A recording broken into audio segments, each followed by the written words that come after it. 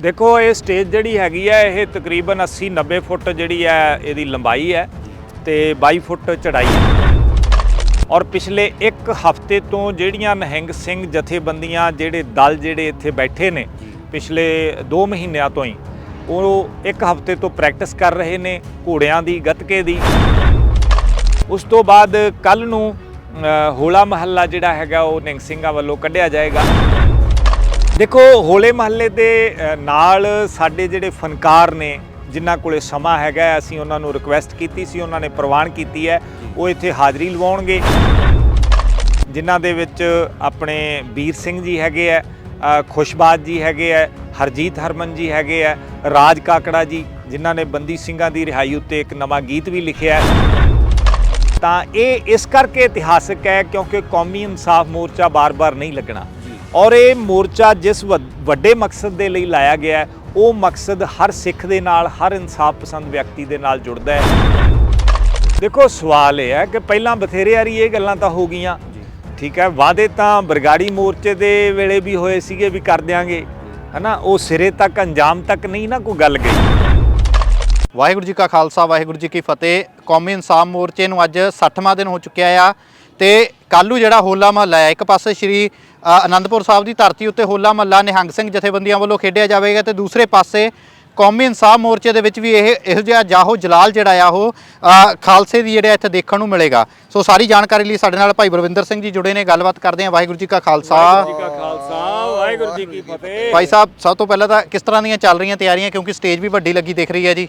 देखो ये स्टेज जिहड़ी हैगी है ये तकरीबन 80-90 फुट जिहड़ी है इहदी लंबाई है तो 22 फुट चढ़ाई है, यानी सामने ये 80-90 फुट लंबी स्टेज है।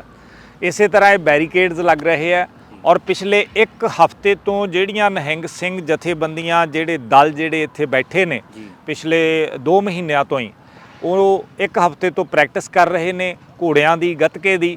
सो इत्थे अज कंपीटीशन शुरू होएगा और इत्थे 2 बजे तो देर रात तक जिहड़ा हैगा अज निहंग सिंह गतके दा कप हो रहा जिहड़ा वो होएगा। उस तो बाद कल नूं होला महल्ला जिहड़ा हैगा वो निहंग सिंघां वल्लों कढ़िया जाएगा और उस तो अगे जिहड़ा चले जी। बिल्कुल होले महल्ले तो इलावा होर भी कोई प्रोग्राम नाल जिहड़ा ऑर्गेनाइज किया गया है जी। देखो होले महल्ले दे नाल साडे जिहड़े फनकार ने जिन्हां कोले समा हैगा असीं उन्हां नूं रिक्वेस्ट कीती सी, उन्हां ने प्रवान कीती है वो इत्थे हाज़री लवाउणगे। जिन्हां दे विच अपने बीर सिंह जी हैगे है, खुशबाज जी हैगे है, हरजीत हरमन जी हैगे है, राज काकड़ा जी जिन्हां ने बंदी ਸਿੰਘਾਂ ਦੀ रिहाई उत्ते एक नवां गीत भी लिखिया है। ਤਾਂ सो इस तरह ਜਿਹੜੇ कलाकार 6-7 कलाकार ਇੱਥੇ शिरकत कर रहे हैं। ਸਾਰੀਆਂ ਨਿਹੰਗ ਜਥੇਬੰਦੀਆਂ ਇੱਥੇ ਕਰ ਰਹੀਆਂ ਜਾਂ ਕੁਝ ਨਿਹੰਗ ਜਥੇਬੰਦੀਆਂ ਇੱਥੇ ਤੇ ਕੁਝ ਆਨੰਦਪੁਰ ਸਾਹਿਬ? ਨਹੀਂ, ਆਨੰਦਪੁਰ ਸਾਹਿਬ ਤਾਂ ਦੇਖੋ ਸਦੀਆਂ ਤੋਂ ਚੱਲਦਾ ਆ ਰਿਹਾ ਹੈ, ਉੱਥੇ ਤੇ ਮਤਲਬ ਜੋ ਜਲਾਓ ਉੱਥੇ ਹੈ ਉਹਦਾ ਤਾਂ ਕਿਤੇ ਮੁਕਾਬਲਾ ਨਹੀਂ ਹੋ ਸਕਦਾ। ਪਰ ਇੱਥੇ ਜਿਹੜੀਆਂ ਨਿਹੰਗ ਸਿੰਘ ਜਥੇਬੰਦੀਆਂ ਬੈਠੀਆਂ ਸੀ ਤਾਂ ਇਹ ਇਸ ਕਰਕੇ ਇਤਿਹਾਸਕ ਹੈ ਕਿਉਂਕਿ ਕੌਮੀ ਇਨਸਾਫ ਮੋਰਚਾ ਬਾਰ-ਬਾਰ ਨਹੀਂ ਲੱਗਣਾ ਔਰ ਇਹ ਮੋਰਚਾ ਜਿਸ ਵੱਡੇ ਮਕਸਦ ਦੇ ਲਈ ਲਾਇਆ ਗਿਆ ਹੈ ਉਹ ਮਕਸਦ ਹਰ ਸਿੱਖ ਦੇ ਨਾਲ ਹਰ ਇਨਸਾਫ ਪਸੰਦ ਵਿਅਕਤੀ ਦੇ ਨਾਲ ਜੁੜਦਾ ਹੈ। ਭਾਵੇਂ ਉਹ ਸ਼੍ਰੀ ਗੁਰੂ ਗ੍ਰੰਥ ਸਾਹਿਬ ਜੀ ਦੇ ਸਨਮਾਨ ਦੀ ਲੜਾਈ ਹੋਵੇ, ਸ਼੍ਰੀ ਗੁਰੂ ਗ੍ਰੰਥ ਸਾਹਿਬ ਜੀ ਦੇ ਸਮੇਤ ਬਾਕੀ ਸਾਰੇ ਧਾਰਮਿਕ ਗ੍ਰੰਥ ਜਿਹੜੇ ਹੈਗੇ ਆ ਉਹਨਾਂ ਲਈ ਇੱਕ ਸਖਤ ਕਾਨੂੰਨ ਦੀ ਗੱਲ ਹੋਵੇ ਤੇ ਸਾਡੇ ਉਹ ਕੌਮੀ ਯੋਧੇ ਜਿਨ੍ਹਾਂ ਨੇ ਮਤਲਬ ਆਪਣਾ ਜੀਵਨ ਜਿਹੜਾ ਹੈਗਾ ਜਿਉਂਦੇ ਜੀ ਕੌਮ ਤੋਂ ਨਿਸ਼ਾਵਰ ਕਰ ਦਿੱਤਾ ਔਰ ਲੰਬੇ ਸਮੇਂ ਤੋਂ ਜੇਲ੍ਹਾਂ ਦੇ ਵਿੱਚ ਬੈਠੇ ਹੈ ਉਹਨਾਂ ਦੀ ਰਿਹਾਈ ਦੀ ਗੱਲ ਹੋਵੇ। ਸੋ ਇਹ ਇੱਕ ਐਸਾ ਇਤਿਹਾਸਕ ਪੜਾਅ ਹੈ ਜਿਹਦੇ ਉੱਤੇ ਇਹ ਹੋਲਾ ਮਹੱਲੇ ਦਾ ਦਿਨ ਜਿਹੜਾ ਇੱਥੇ ਵੀ ਮਨਾਇਆ ਜਾ ਰਿਹਾ ਹੈ। ਸੋ ਤੁਹਾਡੇ ਜ਼ਰੀਏ ਸਾਰੀਆਂ ਸਮੁੱਚੀਆਂ ਸੰਗਤਾਂ ਨੂੰ ਜਿਹੜੀਆਂ ਆਨੰਦਪੁਰ ਸਾਹਿਬ ਪਹੁੰਚੀਆਂ ਨੇ ਉਹਨਾਂ ਨੂੰ ਬੇਨਤੀ ਹੈ ਕਿ ਉਹ ਇੱਥੇ ਵੀ ਦਰਸ਼ਨ ਦੇ ਕੇ ਜਾਣ ਔਰ ਪੰਜਾਬ ਤੋਂ ਔਰ ਖਾਸ ਕਰਕੇ ਮੋਹਾਲੀ ਤੋਂ ਹਰਿਆਣੇ ਤੋਂ ਅਸੀਂ ਬੇਨਤੀ ਕਰਦੇ ਹਾਂ ਕਿ ਅੱਜ ਜੋ ਆ ਸਕਦੇ ਹੈ ਉਹ ਅੱਜ ਆਉਣ ਤੇ ਨਹੀਂ ਤਾਂ ਕੱਲ ਨੂੰ ਜਿਹੜਾ ਇੱਥੇ ਪੰਡਾਲ ਭਰਨਾ ਹੈਗਾ, ਕੱਲ ਨੂੰ ਜੋ ਇੱਥੇ ਰੌਣਕਾਂ ਲੱਗਣੀਆਂ ਗੁਰੂ ਦੀ ਬਖਸ਼ਿਸ਼ ਦੇ ਨਾਲ ਉਹਦੇ ਵਿੱਚ ਆਪਣਾ ਹਿੱਸਾ ਜ਼ਰੂਰ ਪਾਉਣ। ਸਰਕਾਰ ਮੋਰਚੇ ਬਾਰੇ ਆਪਾਂ ਗੱਲਬਾਤ ਕਰ ਲੈਂਦੇ। ਸਰਕਾਰ ਦੇ ਨਾਲ ਪਿਛਲੇ ਦਿਨੀ ਮੀਟਿੰਗ ਹੋਈ ਆ ਤਾਂ ਕੀ ਸਿੱਟਾ ਨਿਕਲਿਆ ਆ ਤੇ ਕਿੰਨੀ ਕੁ ਉਮੀਦ ਸਰਕਾਰ ਦੀ ਜਿਹੜੀ ਆ ਜੋ ਭਰੋਸਾ ਦਿੱਤਾ ਉਹ ਤੋਂ ਲਗਾਈ ਜਾ ਸਕਦੀ ਹੈ? ਦੇਖੋ ਸਵਾਲ ਇਹ ਹੈ ਕਿ ਅੱਜ ਹਰ ਪੰਜਾਬੀ ਦੀ ਜ਼ਬਾਨ ਦੇ ਉੱਤੇ ਬੰਦੀ ਸਿੰਘਾਂ ਦੀ ਰਿਹਾਈ ਤੇ ਕੌਮੀ ਇਨਸਾਫ ਮੋਰਚੇ ਦੀਆਂ ਜਿੰਨੀਆਂ ਮੰਗਾਂ ਨੇ ਉਹਨਾਂ ਦੀ ਚਰਚਾ ਹੈ ਜੀ, ਠੀਕ ਹੈ। 73 MLAs ਨੂੰ ਪਰਸੋਂ ਕਿਸਾਨ ਜਥੇਬੰਦੀਆਂ ਨੇ ਮੰਗ ਪੱਤਰ ਦਿੱਤੇ ਹੈ ਇਸੇ ਤਰ੍ਹਾਂ ਕੱਲ ਨੂੰ ਕਿਸਾਨ ਮਜ਼ਦੂਰ ਸੰਘਰਸ਼ ਕਮੇਟੀ 60 ਤੋਂ ਵੱਧ MLAs ਨੂੰ ਮੰਗ ਪੱਤਰ ਦੇ ਰਹੀ ਹੈ ਹਨਾ। ਅਫਸੋਸ ਦੀ ਗੱਲ ਹੈ ਕਿ ਕੱਲ ਜਾਣੀ ਸਵਾਏ ਇੱਕ ਬਸਪਾ ਦੇ ਵਿਧਾਇਕ ਤੋਂ ਕਿਸੇ ਨੇ ਵੀ ਵਿਧਾਨ ਸਭਾ ਦੀ ਪਟਲ ਦੇ ਉੱਤੇ ਇਹ ਗੱਲ ਨਹੀਂ ਚੁੱਕੀ, ਪਰ ਇਹ ਚੁੱਕਣੀ ਪਏਗੀ। ਹਰ ਪੋਲੀਟੀਕਲ ਪਾਰਟੀ ਨੂੰ ਚੁੱਕਣੀ ਪਏਗੀ ਔਰ ਹਰ ਉਸ ਜ਼ਿੰਮੇਵਾਰ ਵਿਅਕਤੀ ਨੂੰ ਚੁੱਕਣੀ ਪਏਗੀ ਜਿਹੜਾ ਉਸ ਕੁਰਸੀ ਤੇ ਬੈਠਾ ਜਿੱਥੇ ਜਾ ਕੇ ਇਨਸਾਫ ਹੋਣਾ ਹੈ। ਕਿਉਂਕਿ ਅਸਲ ਸਰਕਾਰ ਲੋਕ ਹੁੰਦੇ ਆ ਤੇ ਲੋਕਾਂ ਦੀ ਜਿਹੜੀ ਸ਼ਮੂਲੀਅਤ ਹੈ, ਲੋਕਾਂ ਦੀ ਜਿਹੜੀ ਰਾਏ ਹੈ, ਉਹ ਕੌਮੀ ਇਨਸਾਫ ਮੋਰਚੇ ਦੇ ਨਾਲ ਖੜ ਗਈ ਹੈ। ਔਰ ਇੱਥੇ ਜਿਹੜੇ ਪ੍ਰਬੰਧਕ ਹੈ ਉਹ ਕੋਈ ਬਹੁਤੀਆਂ ਰਾਜਨੀਤਿਕ ਚਾਲਾਂ ਨਹੀਂ ਜਾਣਦੇ।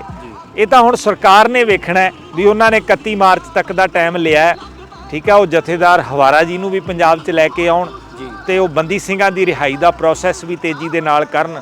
ਜਿਹੜੀਆਂ ਉਹਨਾਂ ਨੇ ਐਪਲੀਕੇਸ਼ਨਾਂ ਮੰਗੀਆਂ ਸੀ ਉਹ ਅੱਜ ਸ਼ਾਮ ਤੱਕ ਜਾਂ ਕੱਲ ਪਰਸੋਂ ਅਸੀਂ ਦੇ ਦੇਣੀਆਂ ਤੇ ਉਦੋਂ ਬਾਅਦ ਤਾਂ ਫਿਰ ਕੰਮ ਸਰਕਾਰ ਦੇ ਉਹਦੇ ਤੇ ਹੈ। ਜਿਹੜਾ ਕਾਨੂੰਨ ਬਣਨਾ ਹੈ ਉਹਦੇ ਲਈ ਡੈਲੀਗੇਸ਼ਨ ਰਾਸ਼ਟਰਪਤੀ ਕੋਲੇ ਲਿਜਾਣ ਦਾ ਭਰੋਸਾ ਦਿੱਤਾ ਹੈ। ਇਸੇ ਤਰ੍ਹਾਂ ਕਰਨਾਟਕ ਸਰਕਾਰ ਨਾਲ ਗੱਲ ਕਰਨ ਦੀ ਗੱਲ ਕਹੀ ਹੈ। ਸੋ ਉਹਨਾਂ ਦਾ ਰਿਸਪੌਂਸ ਵਧੀਆ, ਪਰ ਉਹ ਉਹਨਾਂ ਚਿਰ ਜਿੰਨਾ ਚਿਰ ਉਹ ਖਰੇ ਨਹੀਂ ਉਤਰਦੇ ਉਹਦੇ ਤੇ ਉਹਨਾਂ ਚਿਰ ਅਸੀਂ ਇੱਥੇ ਡਟੇ ਹੋਏ ਹਾਂ। ਮਤਲਬ ਕਿ ਜਿਹੜੀ ਪ੍ਰੋਸੈਸ ਦੀ ਸ਼ੁਰੂ ਕਰਨ ਦੀ ਸਰਕਾਰ ਗੱਲ ਕਰ ਰਹੀ ਆ, ਅਗਰ ਪ੍ਰੋਸੈਸ ਸ਼ੁਰੂ ਕਰਕੇ ਉਹ ਸਰਕਾਰ ਕਹੂਗੀ ਕਿ ਮੋਰਚਾ ਜਿਹੜਾ ਆ ਉਸ ਨੂੰ ਚੱਕ ਲਿਆ ਜਾਵੇ ਕਿਉਂਕਿ ਪ੍ਰੋਸੈਸ ਸਟਾਰਟ ਹੋ ਚੁੱਕਿਆ, ਉੱਥੇ ਤੱਕ ਮੋਰਚਾ ਲੱਗਿਆ ਰਹੂਗਾ, ਜਾਂ ਫਿਰ ਉਹ ਪ੍ਰੋਸੈਸ ਪੂਰਾ ਹੋਣ ਤੱਕ ਬੰਦੀ ਸਿੰਘ ਬਾਹਰ ਆਉਣ ਤੱਕ ਮੋਰਚਾ ਇੱਥੇ ਡਟਿਆ ਰਹੂਗਾ? ਦੇਖੋ ਸਵਾਲ ਇਹ ਹੈ ਕਿ ਪਹਿਲਾਂ ਬਥੇਰੇ ਵਾਰੀ ਇਹ ਗੱਲਾਂ ਤਾਂ ਹੋ ਗਈਆਂ, ਠੀਕ ਹੈ। ਵਾਅਦੇ ਤਾਂ ਬਰਗਾੜੀ ਮੋਰਚੇ ਦੇ ਵੇਲੇ ਵੀ ਹੋਏ ਸੀਗੇ ਵੀ ਕਰ ਦਿਆਂਗੇ ਹਨਾ, ਉਹ ਸਿਰੇ ਤੱਕ ਅੰਜਾਮ ਤੱਕ ਨਹੀਂ ਨਾ ਕੋਈ ਗੱਲ ਗਈ। ਇਸੇ ਤਰ੍ਹਾਂ ਫਿਰ ਮਤਲਬ ਰਾਜਪਾਲ ਸਾਹਿਬ ਨੇ 11 ਜਨਵਰੀ ਪਿਛਲੇ ਸਾਲ ਜਿਹੜਾ ਸੀਗਾ 2021 ਦੇ ਵਿੱਚ ਕਿਹਾ ਸੀਗਾ, 2022 'ਚ ਪਿਛਲੇ ਸਾਲ, ਕਿ ਅਸੀਂ ਜਿਨ੍ਹਾਂ ਦੀ ਕਸਟਡੀ 25 ਸਾਲਾਂ ਤੋਂ ਵੱਧ ਹੈ ਉਹਨਾਂ ਨੂੰ ਮੈਂ ਛੱਡਾਂਗਾ, ਮੈਂ ਰਾਜਪਾਲ ਹਾਂ ਹਨਾ। ਫਿਰ ਰਾਜਪਾਲ ਵੀ ਖੜਾ ਖੜਾ ਮੁੱਕਰ ਗਿਆ।